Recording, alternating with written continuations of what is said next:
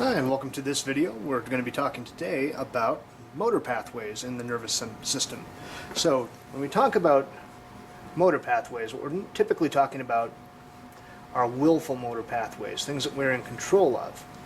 And there's really several motor pathways that we can talk about. First off, we've got the lateral corticospinal, which, as its name suggests, comes from the cortex, heads down to the spine. And then we've got several others. Now, next up would be the Rubra Spinal. Rubra means red. It comes from the red nucleus of the midbrain to the spine. Then we'd have the lateral vestibulospinal. And if you're seeing a pattern here, that means it's coming from the vestibular nuclei of the medulla to the spine. And we're going to stop there real quick. We'll add a few more in a second. But when we talk about motor pathways in the context of a medical neuroanatomy or neuroscience course, almost all the time we are talking about the lateral corticospinal. That is the big player in the nervous system in terms of willful motor activity. These two, the rubrospinal and lateral vestibulospinal, they matter a little bit for reasons that we'll talk about right at the end of this little video. But when we talk about willful motor activity, 95% of the time we're talking about this guy right here. Now, there's a few others that I want to draw to your attention. The medial vestibulospinal tract, since there's a lateral one, stands to sense that there'd be a medial. There's also an anterior corticospinal tract. Then the tectospinal, coming from superior colliculus in the midbrain towards the spine, and lastly the reticulospinal, coming from the reticular formation down to the spine. Now, these four right here, these guys are fairly minor players in terms of willful motor activity. What you do need to know about them is that they're generally going to go towards extensor muscles of the trunk, keeping us balanced, and also directing our attention towards things when we get input from our ears or from our eyes. The medial vestibulospinal and the tectospinal tend to go towards the neck, so they're going to help us keep our eyes on things or keep our balance going when we're moving, so adjusting the head's position in space for that. Reticulospinal and anterior corticospinal tend to be involved mostly with trunk stability. And as far as we're concerned, that's all we're going to talk about with these guys. I'll show you where they're located on the spinal cord in just a moment, but that's really all we care about. Let's jump back up to these guys. The lateral corticospinal and rubrospinal are both contralateral, by which I mean they cross as they descend from the cortex and the midbrain and go into the spinal cord. So they end up on the opposite side. The lateral vestibulospinal is actually more or less bilateral. It's going to project to both sides of the spinal cord as it goes. Alright, so from there, let's take a quick look at where these guys are located in the spinal cord. We draw a quick, not too sophisticated looking spinal cord cross section here. Color in the gray matter. So right here's the dorsal horns, a lot of sensory neurons located there, anterior horns, lower motor neurons located there. The lateral corticospinal and rubrospinal are going to be located out here in the lateral white matter tracts. Now the rest of these guys, the lateral vestibulospinal, medial vestibulospinal, anterior corticospinal, tectospinal, reticulospinal, they're hanging out over here in kind of the anterior ventral white matter alongside there. So that's really what we need to know about in terms of where damage can occur. Now, if you have damage to this area, it's actually not going to be something that's really too noticeable in an everyday situation. And in fact, on a medical neuroscience course, they very rarely ask you questions about this. This area up here is a little more important for pain, which we'll talk about in a subsequent video. But when we talk about damage out here, that's going to result in a loss of willful motor activity on the ipsilateral side, and that's where we're going to take this in just a second. Alright, so now I'm going to talk a little bit more about the major voluntary motor pathway, the lateral corticospinal tract. Like its name says, it's coming from the cortex and it's heading down to the spine. So from here we've got the cortex, incredibly realistic looking pons, medulla, and finally spinal cord right here. So the axons that contribute to the lateral corticospinal tract come from the precentral gyrus of the frontal lobe, and they're pretty much going to be laid out in a somatotopic way. So across here, the axons that are coming from the side that's inside the falx there, close to the falx cerebri, are going to supply motor activity towards the foot. As you go a little higher, the lower limb, then the trunk, the upper limb, the neck as we move on to the lateral aspect here, and then the head is also out here. Now the head's motor activity is largely carried through a slightly different but related pathway called the corticobulbar tract. And all that means is instead of going to the spinal cord, it dead ends here in the brainstem. We'll include those for the moment because they do travel close together, and we'll talk about those in a little more detail later.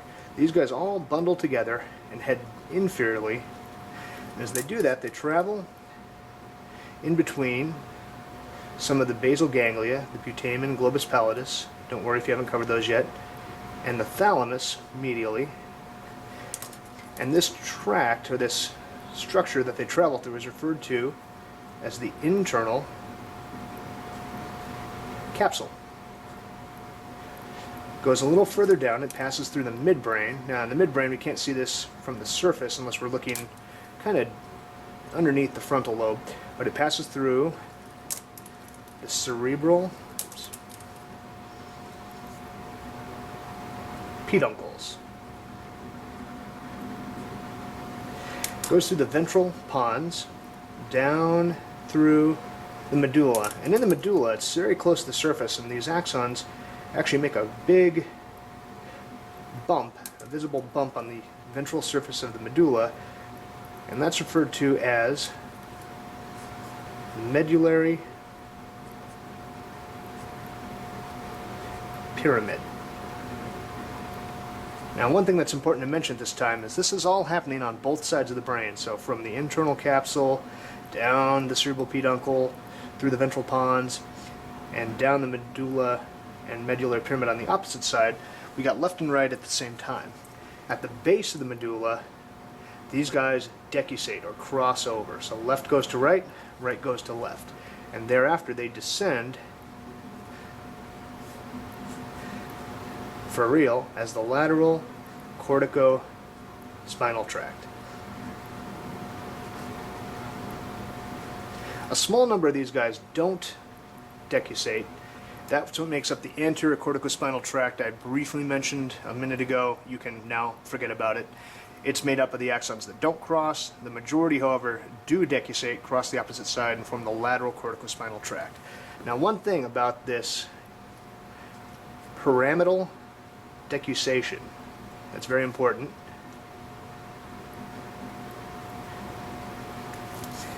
is that above there, any damage is going to result in contralateral motor signs, because a stroke to the cortex is going to affect axons that project motor pathway across to the opposite side. So contralateral signs are seen above the pyramidal decussation if there's damage. Below there, damage to the lateral corticospinal tract results in ipsilateral signs. So that's one thing you want to nail down, is where the lesion is and know whether it's contra or ipsilateral as you proceed.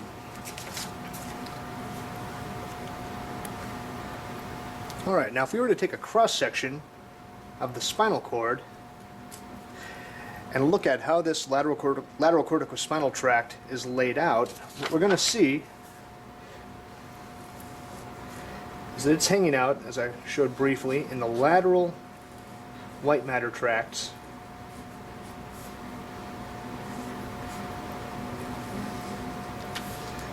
So here's once again the dorsal horn, ventral horn,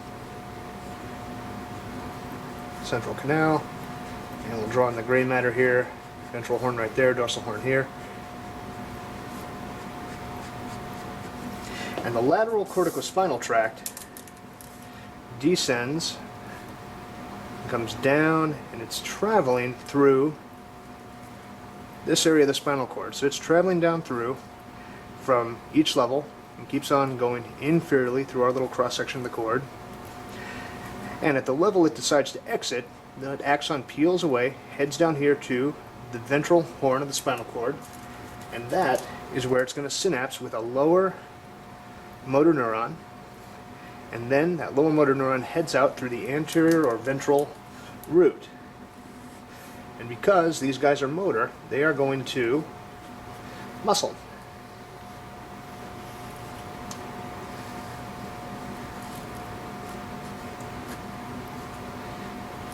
So it exits the ventral root, heads out to the combined spinal nerve, and at that point can go either through the anterior ventral ramus or posterior ventral ramus.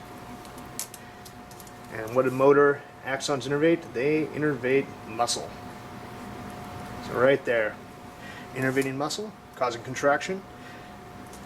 The location of these lower motor neurons actually does make some difference.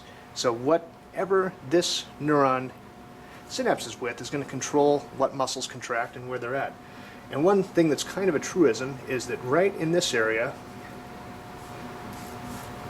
of the gray matter, of the ventral horn, are the flexors. And a little more ventrally, we've got the extensors.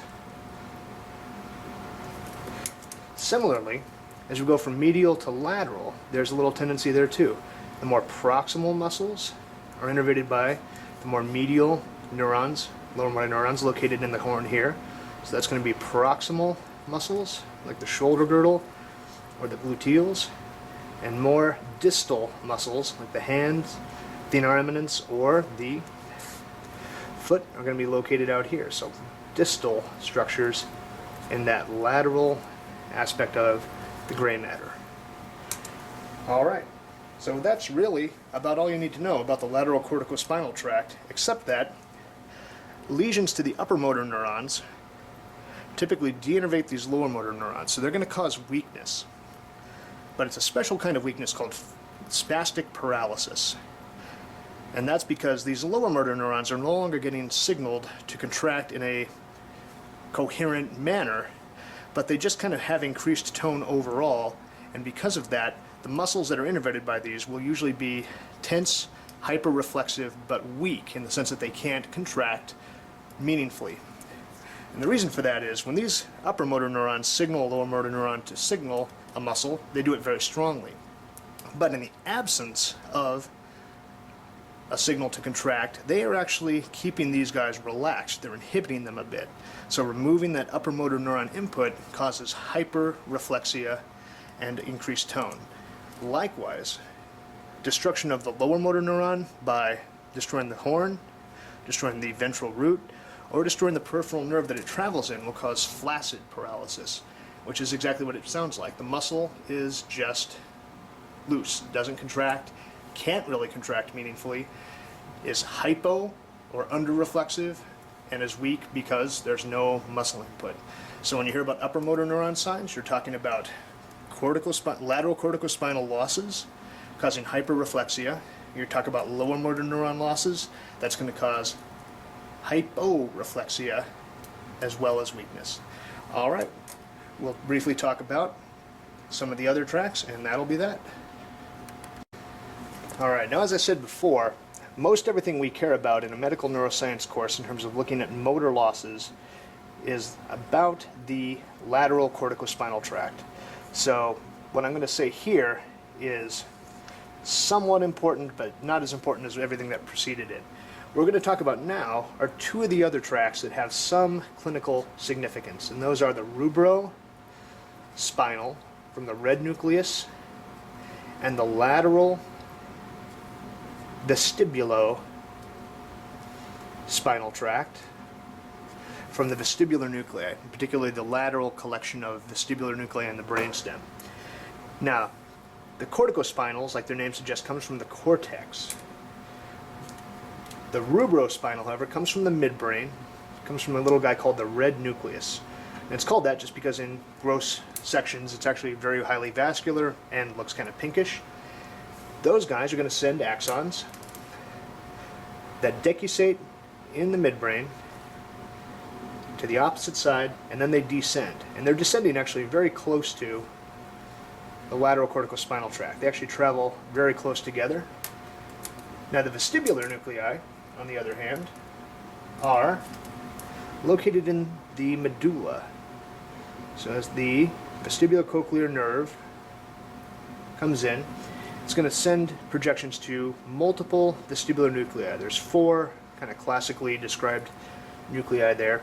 These guys are going to descend, and as they get into the spinal cord, they're traveling in that more anterior section, and the lateral vestibulospinal is going to send projections both left and right.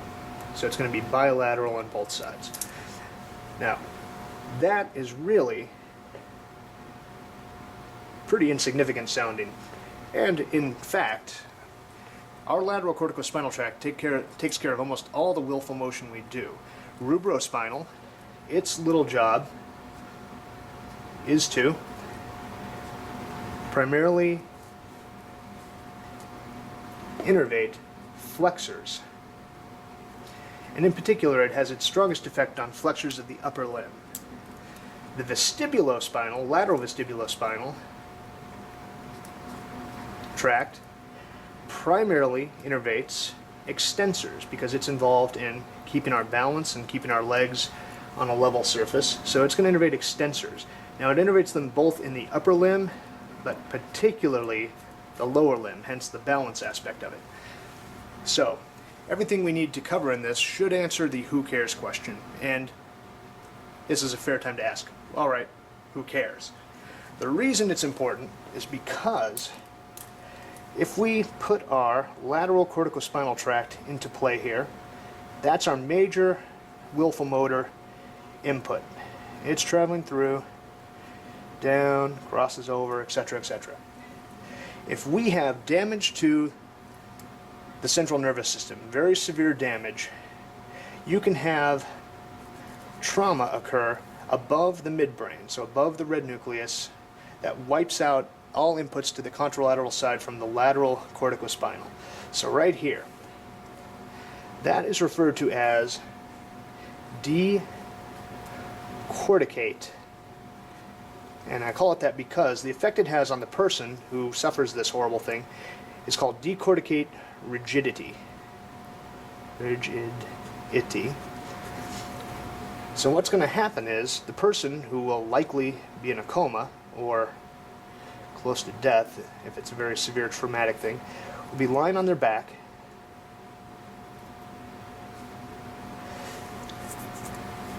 their upper limbs will be flexed. And that's because the rubrospinal tract to the upper limb is active.